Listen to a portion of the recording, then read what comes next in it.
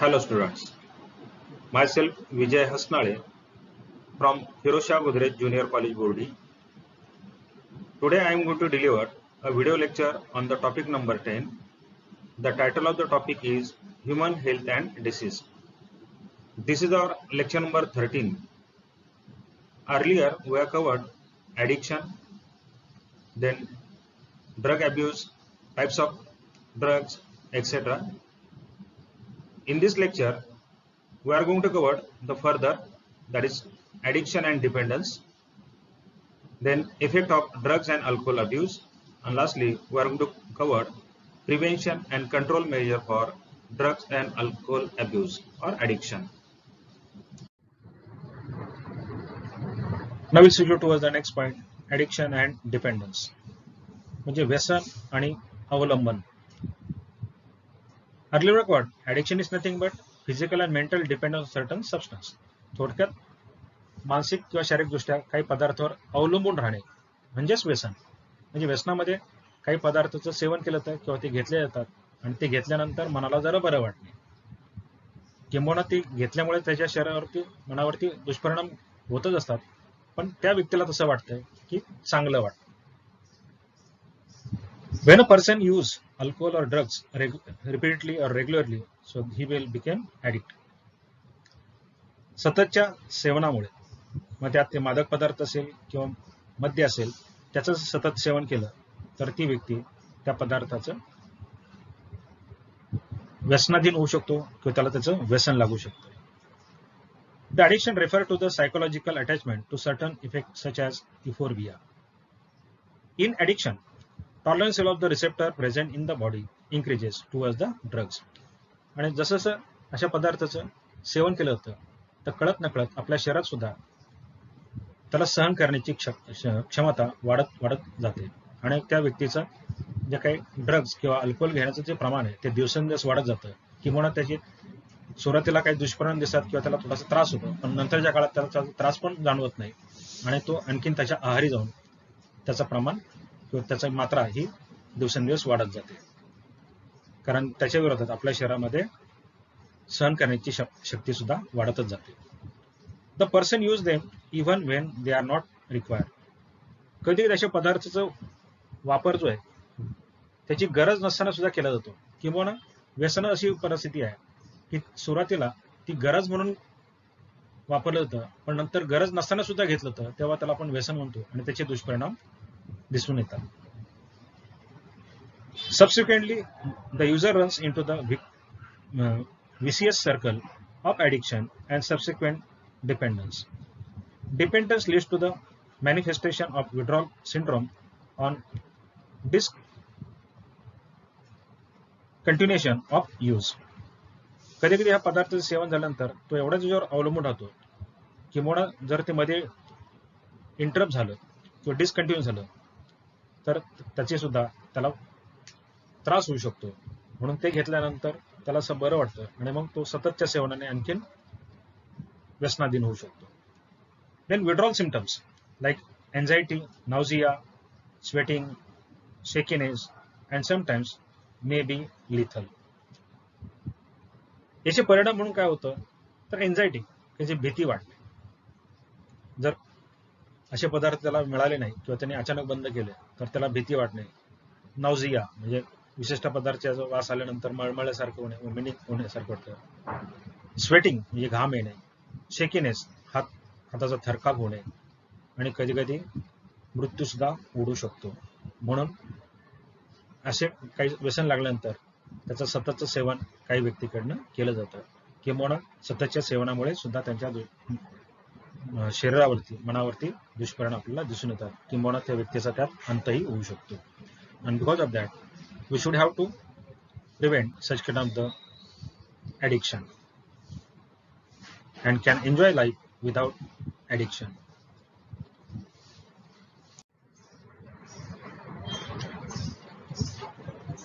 Earlier we covered various kind of the drugs and their effect.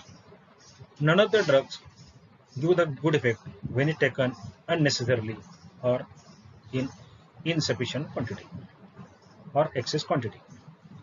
In short, By taking of drugs as well as alcohol, we show the bad effect on your body. Then now we switch to the effect of alcohol and drug abuse. The immediate effect of the drugs and alcohol abuse is there.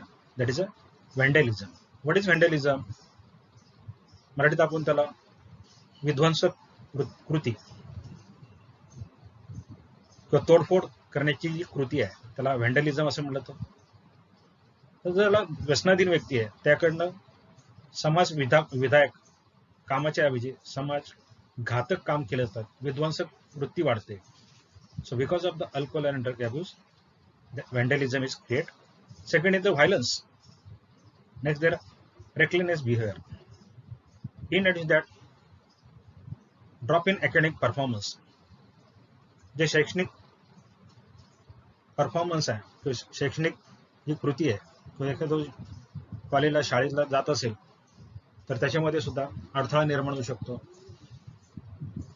शैक्षणिक बाबतीत दुर्लक्ष होऊ शकतं. त्याच्यामधला असलेला जो performance आहे हा दिवसेंदिवस खालावला जाऊ शकतो. हे सुद्धा व्यसनाचे दुष्परिणाम सांगू शकतो. Next that lack of interest in personal hygiene. स्वतःच्या आरोग्याकडे आपण व्यसनाधीन व्यक्ती जी आहे ती दुर्लक्ष करत असते आणि त्याचा कळत नकळत परिणाम पुन्हा शरीरावर आणि मनावरती होत असतो. दे नेक्स्ट दॅट रिबिलियस बिहेवियर, म्हणजे बंडखोर वृत्ती, ही सुद्धा व्यसनी लोकांमध्ये आपल्याला जास्त प्रमाणात दिसून येते. Changes in eating and sleeping pattern, खाण्याच्या झोपण्याच्या पद्धतीमध्ये सुद्धा बदल आपल्याला दिसतो. अवेळी खाणे किंवा काय खावं काय खाणं याचं भान नसणे, कधी झोपावं कधी झोपू नये याची समज नसते, अशा सुद्धा गोष्टी आपल्याला व्यसनी व्यक्तीकडून झालेल्या दिसून येतात. Next that weight and appetite fluctuation. Sometimes that addiction may be cause loss of appetite. Loss of appetite means what? म्हणजे आपण त्याला भूक मंदावणे किंवा भूक लागणे किंवा न लागणे, लागली असली तरी त्यावेळी न खाणे, त्याचे दुष्परिणाम दिसतात. The fluctuation in appetite as well as weight. तर त्याचं वजन आहे त्या वजनामध्ये सुद्धा कमी जास्तपणा आपल्याला दिसून येतो जर तो व्यक्ती व्यसनी झाला तर. Next that mental and psychological and financial loss, not only to the users but also his family. एखादा व्यसनी व्यक्ती असेल तर त्या व्यक्तीच्या मानसिक आणि आर्थिक त्याचा लॉस होतच असतो, त्याची हानी होत असते, पण ती व्यक्तीवरती मर्यादित न राहता ती पूर्ण त्याच्या फॅमिलीला त्याच्या कुटुंबाला सुद्धा भोगावं लागते. Those who take drugs intravenously have high risk of acquiring deadly disease such as AIDS and hepatitis B. काही व्यक्तींना शिरेद्वारे मादक पदार्थ घेण्याची सवय लागते आणि त्यातनं काही धोकादायक रोग, म्हणजे त्यामध्ये आपण जीवघेणा रोग म्हणू शकतो, डेडली डिसीज आपण म्हणू शकतो, जसे एड्स किंवा हेपेटायटिस बी सारखे आजारांचे सुद्धा लागण होऊ शकते. Then excess or consumption of alcohol especially which caused the liver cirrhosis. The liver became hard because it going to happen by the consumption of alcohol. Then anabolic steroid used in the female cause masculinization, that is similar as the male. Then mood swing, abnormal menstrual cycle normally happen in female. थोडक्यात जो mood आहे तो अचानक बदल होणे, म्हणजे आता एखादी व्यक्ती आपल्याशी चांगली वागत असेल तर अचानक त्या वागण्यामध्ये बदल होतो आणि तो अद्वा तद्वा पण बोलू शकतो किंवा त्याचं वर्तन आहे अनपेक्षित असू शकतं. स्पेशली इन फिमेलमध्ये, स्त्रियांमध्ये जी काही मासिक पाळी ती इरेग्युलर होऊ शकते. त्याचं आणि हा जो परिणाम आहे हा अल्कोहोल आणि ड्रग्ज घेतल्यामुळे किंवा मादक पदार्थ आणि मद्य सेवन केल्यामुळे आपल्याला झालेला दिसून येतो. Next is aggressiveness. अग्रेसिव्हनेस हा सुद्धा एक आपल्याला परिणाम व्यसनाधीनता झाल्यानंतर दिसून येते किंवा अल्कोहोल आणि ड्रग्ज घेतल्यानंतर आपल्याला दिसून येते. Prevention and control for alcohol and drug abuse. मादक द्रव्य आणि मद्यपान यांचं सेवनापासून आपल्याला कसं टाळता येईल किंवा त्याच्यावरती आपल्याला कसं नियंत्रण आणता येईल पाहूया आपण. It is sed that prevention is better than cure. असं म्हणलं जातं खबरदारी हाच खरा उपाय. So because of that instead of giving the treatment for the addict person, the person have to prevent from the addiction is good. म्हणजे व्यसन झाल्यानंतर व्यसनाधीन झाल्यानंतर त्याच्यावर उपचार करण्यापेक्षा त्याला व्यसनापासूनच परावृत्त कसं करता येईल हे अधिक महत्वाचं आहे किंवा संयुक्तिक आहे. Then question is there, how can you prevent the person from addiction like alcohol and drugs? So you have to give all the details. You have to give the information regarding the ill effect of alcohol and drugs in adolescence. And if you give such kind of information to the in adolescence, so that person can be prevent from the addiction and that not appear in their adulthood. थोडक्यात प्रौढ व्यक्तीमध्ये जी व्यसनाधीनता दिसून येते पण त्याची सुरुवात ही पौगंडावस्थेमध्ये झालेली असते आणि पौगंडावस्थेमध्येच जर आपण अशा मादक पदार्थाचं किंवा मद्य सेवनाचं काय दुष्परिणाम होतात हे जर त्या व्यक्तीला सांगितलं तर कदाचित तो त्यापासून परावृत्त होईल आणि भविष्यामध्ये त्याला कुठल्या प्रकारचं व्यसन दिसणार नाही किंवा प्रौढ व्यक्तीमध्ये सुद्धा आपल्याला व्यसनाधीनता कमी झालेली दिसेल किंवा होणारच नाही असं आपल्याला सांगता येऊ शकेल. Then how can you avoid it? Yes, it can be avoid by different ways. So it can be avoid by the peer pressure. Second is their education and counseling. Then you can take the help from their friends, that is called peer group. If any sign or symptoms of alcohol and drug abuse is seen in the adolescence by family member or friend, so then it should not be ignored.